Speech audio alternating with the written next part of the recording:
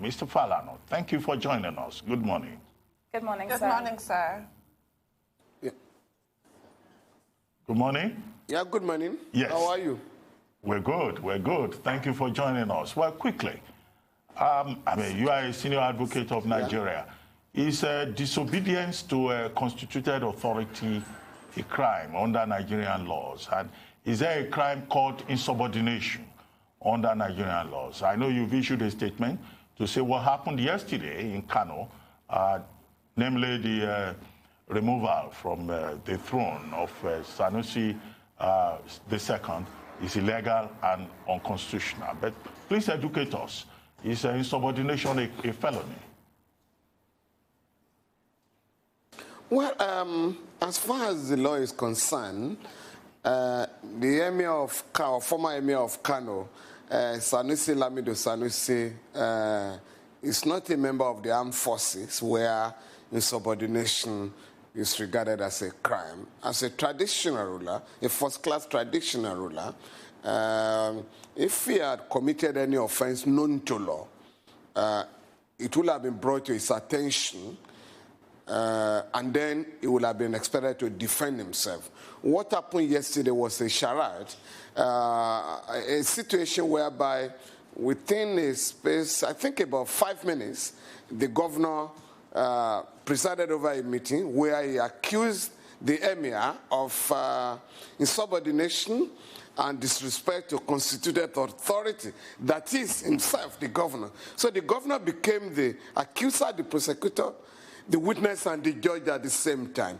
And without pretending to give the emir a right of fair hearing, he announced his removal. That is totally alien to our law, our jurisprudence, our constitution. And it's very specific. It's specifically clear, made clear in the constitution, that nobody shall be punished for an offense that is not defined by law. So the Kano state government has not pointed to any section of the law that the emir, Sanusi, was alleged to have committed, violated. Again, as I said, even if he had breached the law, even if he had committed an offense, the law will require that he be given the opportunity to react. And that is what the provision of the Constitution, Section 36, fair hearing is all about. This raises a number of issues in the 4th chapter of the Constitution. The former Emir's fundamental human rights have been breached by the Ganduje administration, and we have a governor who swore an oath to uphold the Constitution. What remedies are available now, and what kind of sanctions should be imposed on the governor?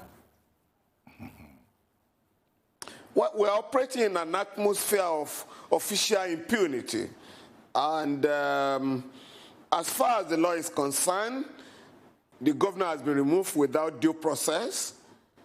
As if that was not sufficient, his right to liberty, his right to locomotion, freedom of movement, have been violated. He's now been banished. And contrary to his own wishes, he's been restricted to Loko in Nasarawa State. And again, our law is very clear on this point. As far back as during the colonial regime, when Eshugbayi, Loko, was deposed and banished by the colonial regime, the case was fought up to the Privy Council, and I remember that Lord Atkins made the point that even under a colonial regime, a subject had his human rights, should have his human rights respected. And on that ground, a writ of habeas corpus was allowed. Of course, the colonial secretary, Cameron, had to ensure that the Oba of Lagos was restored to his throne. That was under the colonial regime. The recent case of the Emir of Gwandu, Alaji Jokolo, in fact, incidentally, was also restricted. After he had been deposed, his movement was restricted to Nasarawa State.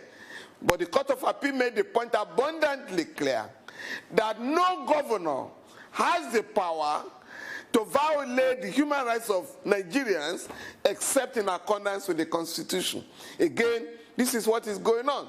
One would have expected the Attorney General of Kano State, who was likely to have attended that meeting, to draw the attention of the governor and members of the executive to this development under our law. Thank you, sir. Now, I'd like to bring a bigger picture into this about Emir Sanusi Lamido Sanusi as a person himself anyway. We can go back to when he was governor of the central bank and he had accused the government of the day of about $20 billion in funds being diverted, etc., and he was kicked out of the central bank. As Emir, he's someone that was known to be very outspoken, especially even on social matters as well, questioning culture, etc. And it sort of posed a threat, I would say, to a large northern elite. Now, looking at this situation, it looks as though it's very hard to be outspoken and actually hold a position or succeed in Nigeria today. And that's a huge problem that we're facing here.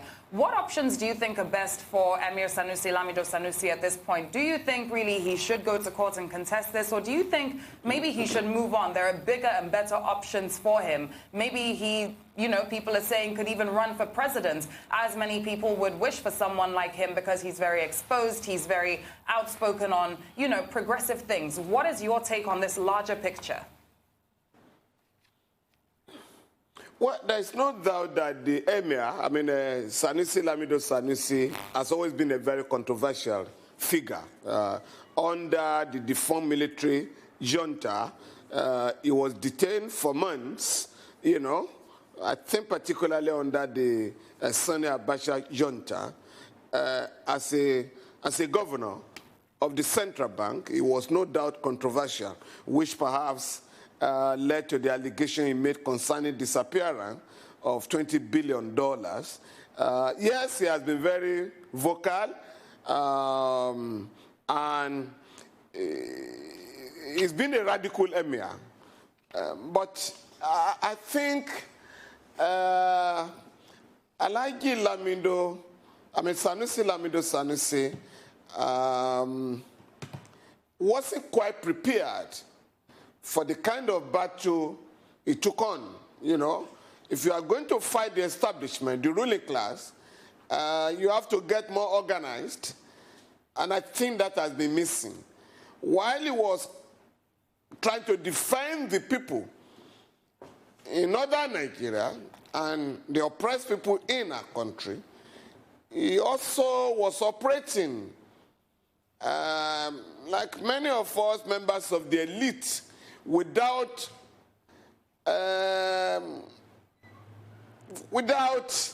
forging an organic alliance with the people they oppressed. And so, for that reason, he clearly ran into problems. And some of the campaign he waged, he ran into contradictions. For instance, Sanusi has been totally opposed to people having children that they cannot take care of. But unfortunately, he clearly isn't the best person to wage that campaign, because as a young man, he already has 4 wives and many children. And so for the ordinary people, when you ask them to have a few, have some children that you can take care of themselves, which is like saying, okay, what of you? Too brute, So he ran to such contradictions, and of course, while he was opposed to the living standards of the rich, he was also riding a Rolls Royce on the ill-maintained roads in Kano, Emirates, and so there was such problem. But clearly, we have to separate the message from the messenger. No doubt he was out to, he was trying to embark on fundamental reforms, campaigning for education for all and sundry. He wanted the children of the poor to have basic education.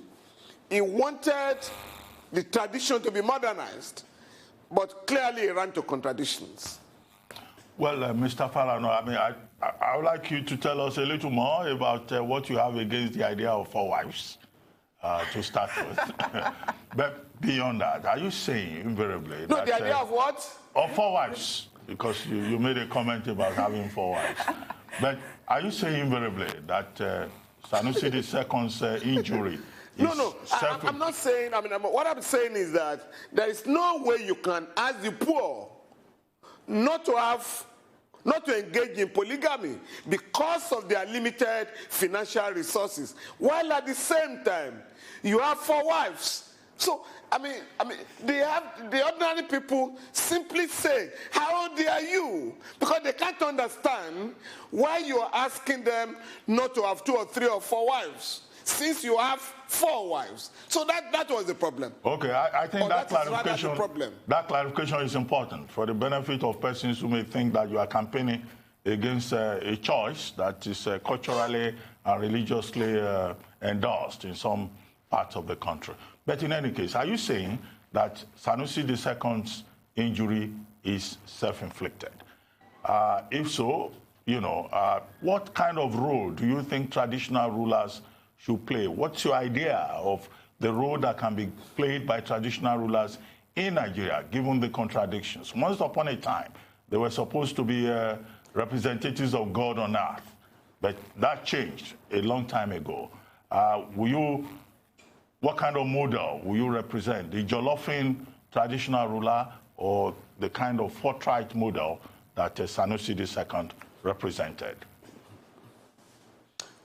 You see, for me, I think under the current neo-colonial arrangement that we have in the country, clearly, you still have some roles for traditional rulers. I'm doing some studies now, and I've gone to the extent of comparing our traditional rulers with our courts. And I have discovered to my utter, amazement that some of our traditional rulers handle more cases than our courts. You cannot believe it. And the cases decided by them, particularly those who are respected by the people, there are no appeals with respect to cases decided by them. Land matters, customary matters, to the extent that, unlike our regular courts, which may have cases in the docket for 20, 30, 40 years, cases decided by traditional rulers are handled expeditiously. And at the end of the day, nobody questioned their wisdom. And I think that is an area we have to develop. Again, I have found that the colonial regime, the British colonial regime, took away from our system our traditional jurisprudence of arbitration, what they call native arbitration.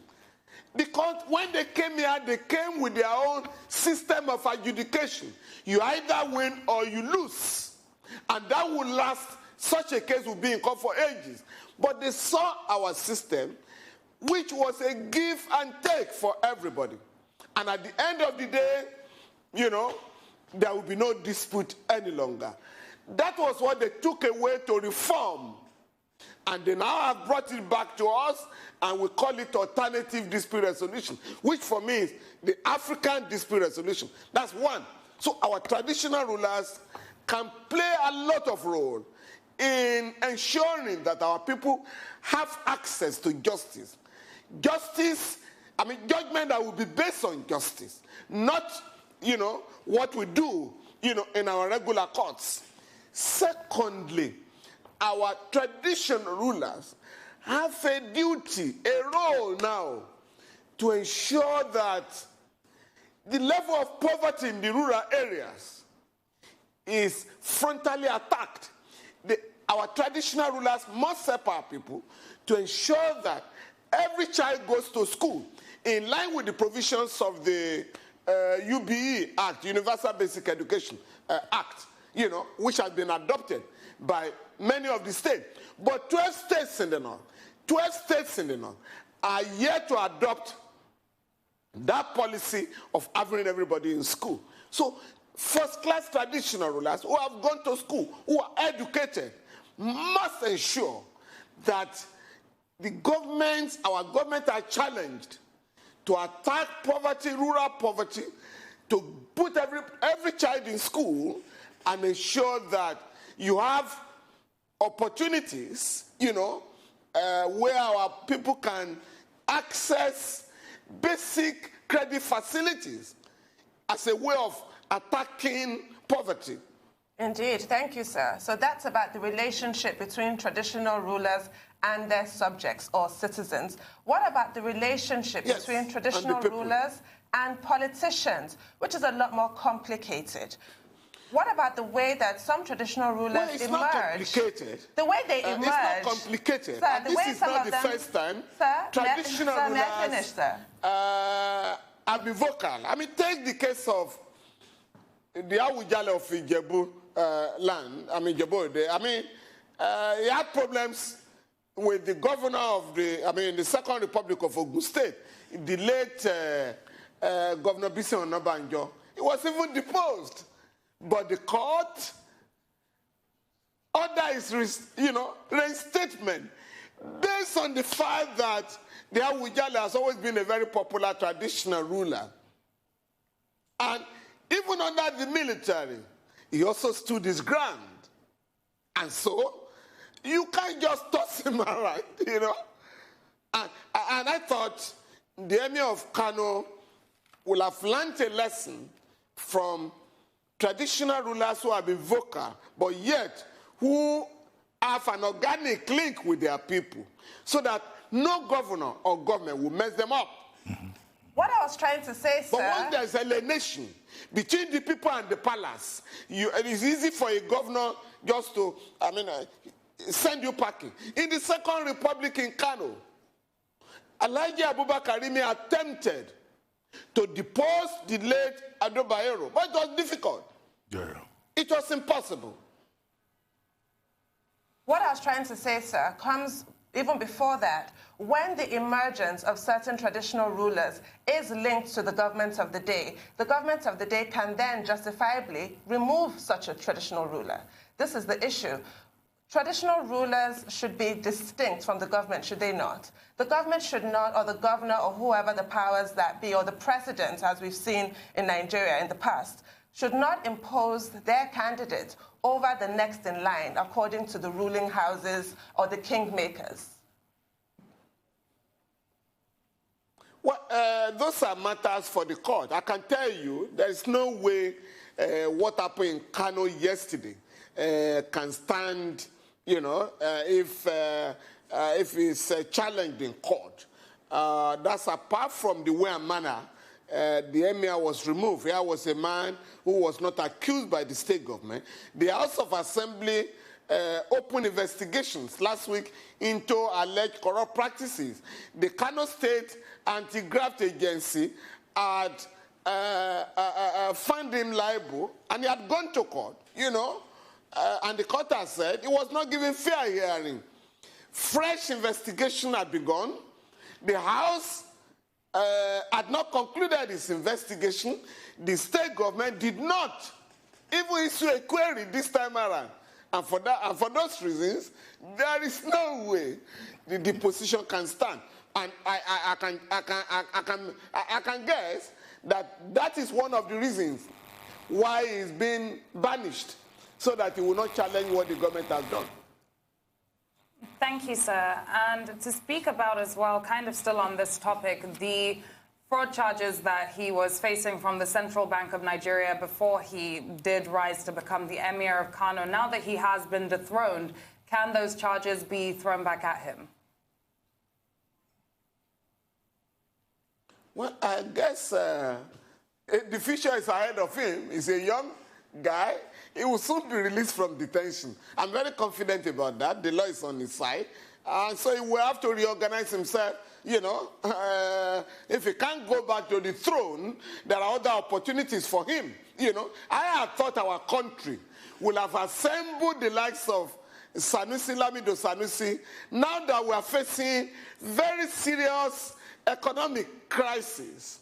Yesterday, the price of fuel fell to $31, whereas our budget is anchored on about $57. So that's going to force the government to go back, to go to the drawing table. You will have expected the government to assemble seasoned economists like Sanusi Lamido Sanusi, to make suggestions to the government. Or now we can confront what is likely to lead to another economic recession. But I think the government of the day is busy with, irrelevant issues such as deposing traditional rulers. Even the ruling party is fighting over who should be the chairman.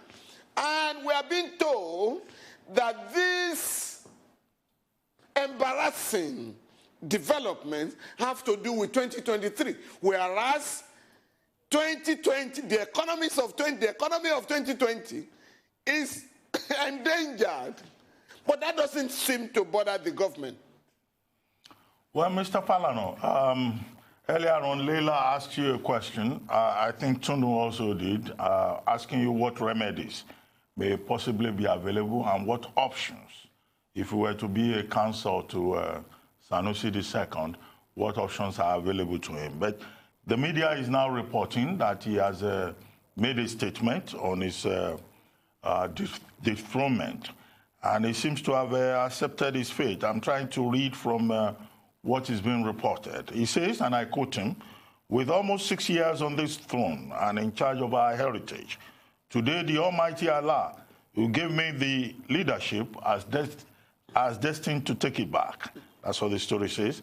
As I always say, leadership has predetermined tenure. The days Allah destined are numbered. When the days come to an end, one must leave. We have accepted whatever Allah decides. We have agreed. We appreciate. We are happy, and we know it is what is best for us. And then he goes on to say, we enjoin everyone to remain peaceful.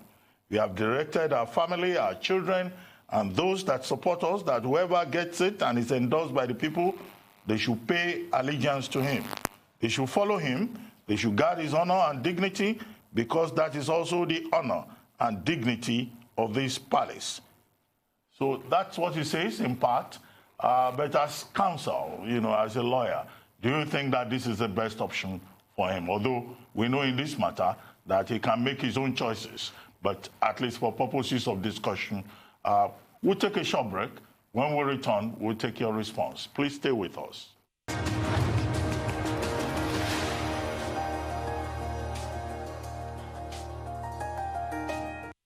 Welcome back to the Morning Show here on Arise News Channel. Still with us is Femi Falana, Senior Advocate of Nigeria and renowned human rights activist.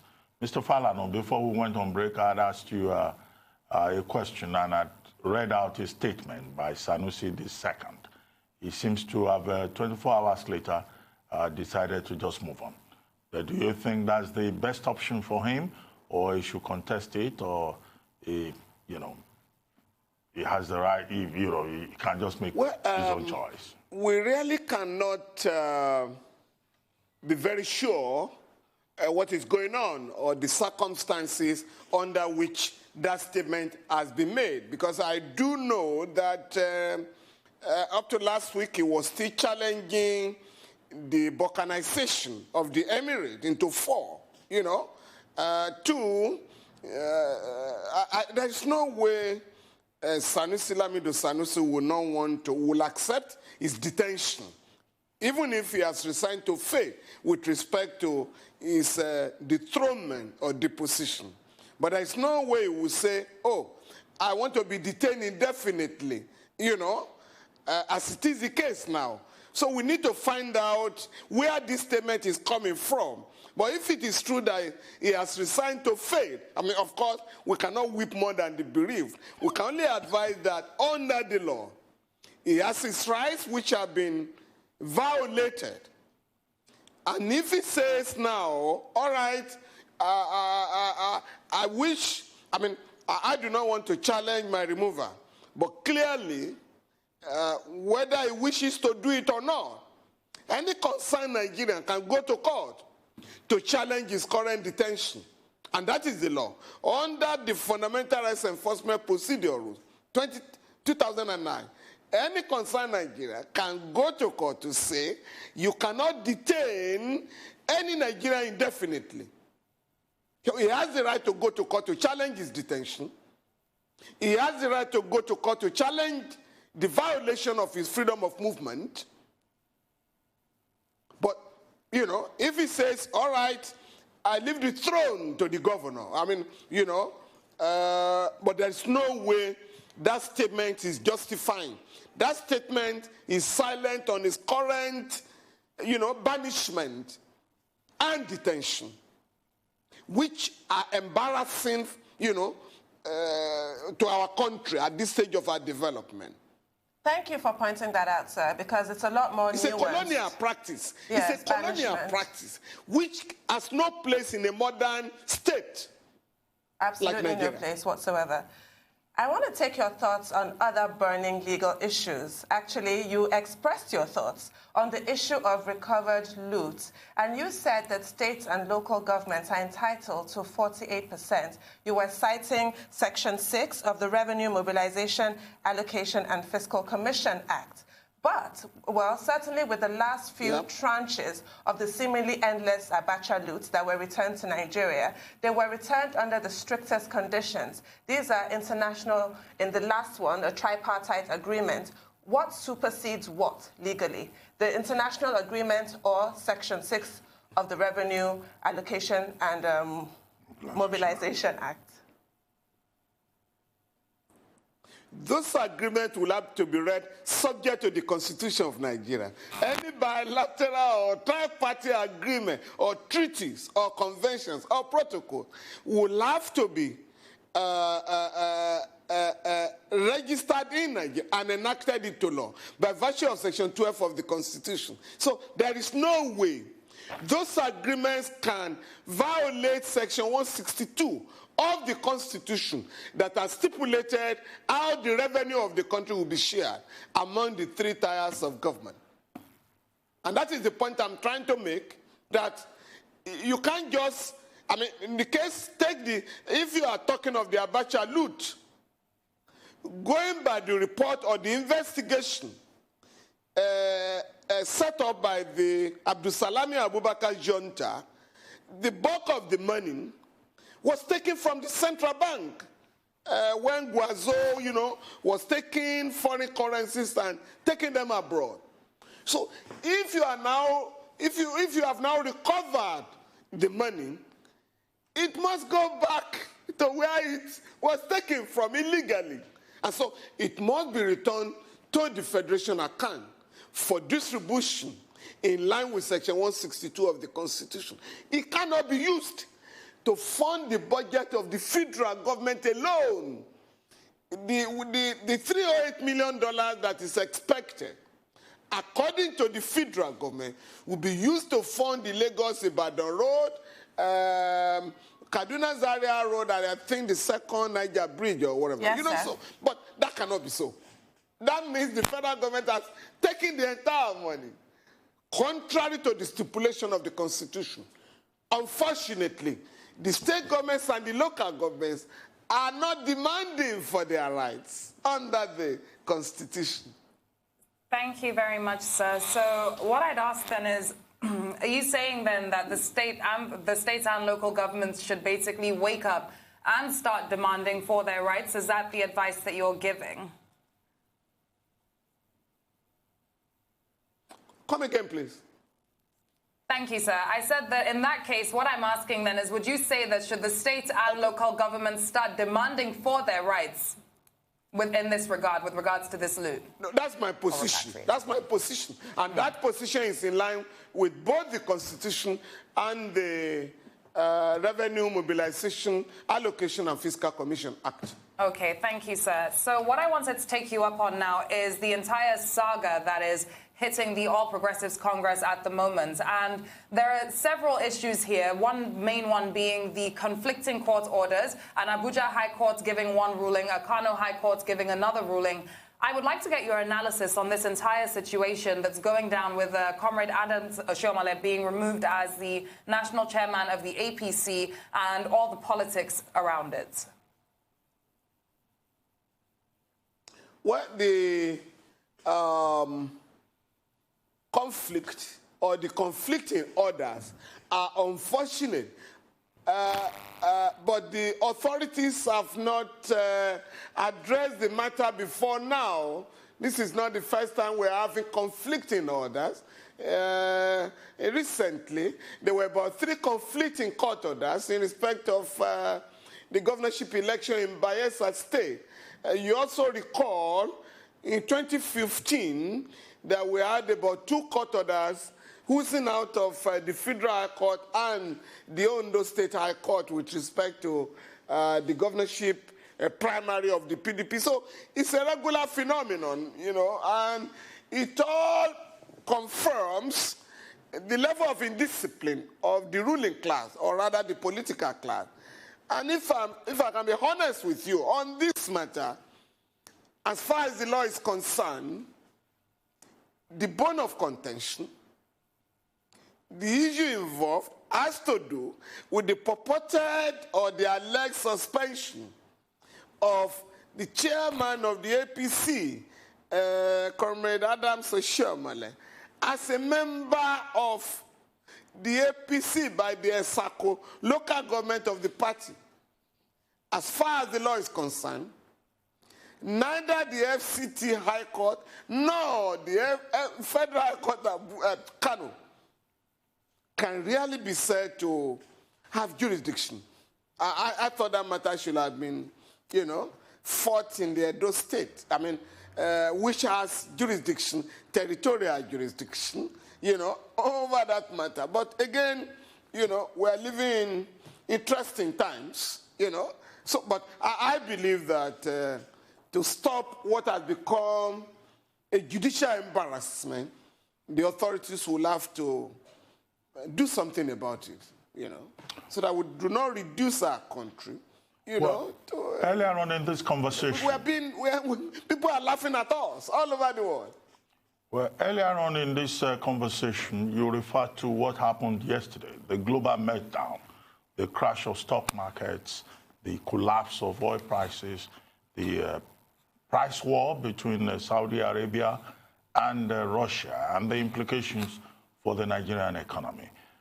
The presidency indeed reacted by setting up a committee led by Zainab Ahmed. Do you think this is a problem that can be solved by a committee, another committee, or you think that the Nigerian government needs to do a lot more about the effect of coronavirus on public health and also the economy? Well, I think over and over again, the government has claimed that the economy was being diversified, you know. But the more such statements are made, the more the economy relies fully on this monocultural economy, I mean, oil.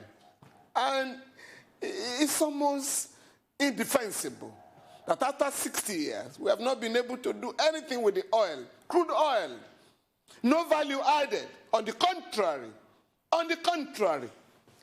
3.2 trillion is now spent annually on the importation of fuel. They no longer call it subsidy. We are now told it's under recovery. But you know, that means a lot for the economy of any country. I mean, not just Nigeria. That's apart from not adding value to crude oil, just production. And we do not even know how much oil we produce up to now.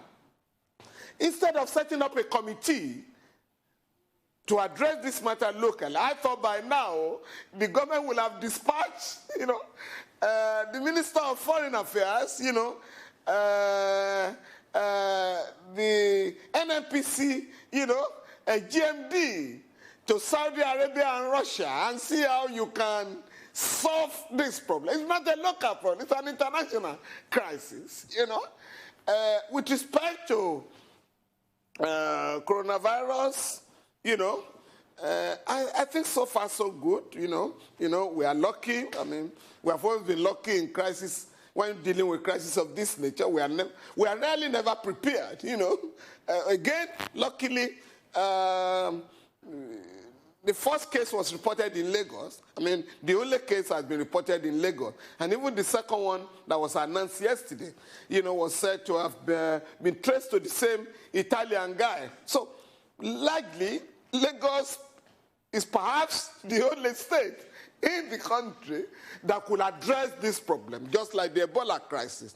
And so we are hoping that we'll continue to live on luck, and pray for luck, which is our,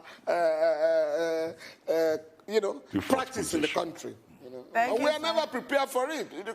Our hospitals have become comatose.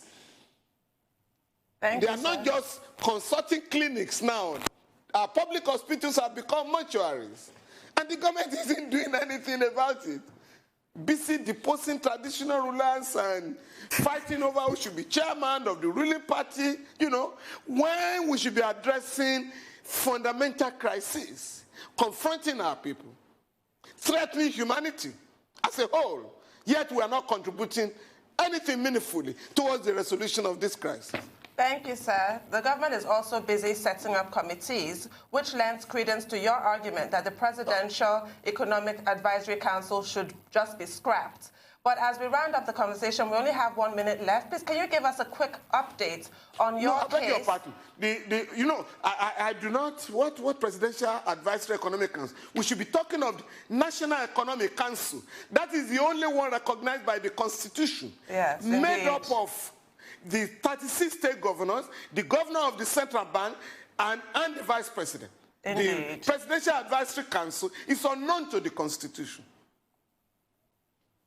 Well, in any case, they cannot usurp the functions of the NEC. Well, thank you very much, Mr. Femi Falana, Senior Advocate of Nigeria. Thank you, sir. Thank you very much for joining us this morning.